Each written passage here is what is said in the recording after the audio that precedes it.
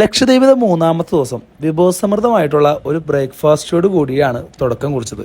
കഴിഞ്ഞ വീഡിയോസിൽ പറഞ്ഞ പോലെ തന്നെ ഇവിടെ നമ്മുടെ കിലാഞ്ചിയും പാലും തന്നെയാണ് ട്രെൻഡിങ്. ഞാനത് മാത്രം കഴിച്ചിട്ടുള്ളൂ. അതിനുശേഷം നമ്മൾ സ്കൂബ ഡൈവിങ്ങിനായിട്ട് വണ്ടി തിരിച്ചു.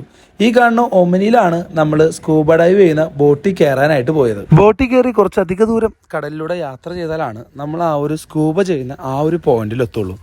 ബോട്ട് യാത്ര അടിപൊളിയാണ്. കടലിലെ നല്ല മനോഹരമായിട്ടുള്ളൊരു കാഴ്ചകളൊക്കെ കണ്ട് അത്യാവശ്യം വർത്താനൊക്കെ പറഞ്ഞ് ഫോട്ടോ ഒക്കെ എടുത്ത് വൈബ് ചെയ്ത് പോകാൻ പറ്റിയ ഒരു കിടിലൻ ബോട്ട് യാത്രയാണ് നമ്മൾ സ്കൂബ ഡൈവ് ചെയ്യാൻ വേണ്ടി പോകുന്ന സ്ഥലത്തുള്ളത്.